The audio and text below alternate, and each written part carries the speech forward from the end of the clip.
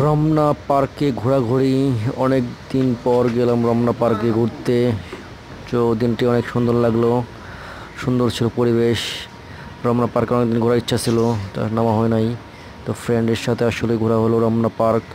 রমনার বটমূলে কিন্তু এখানেই সেই পহেলা বৈশাখী বিখ্যাত অনুষ্ঠান হয়, মঙ্গল শোভাযাত্রা সহ বিভিন্ন অনুষ্ঠান। এখানে কিন্তু যুবক যুবতীর পাড়া জোড়া জোড়া। তো কেমন লাগছে অবশ্য।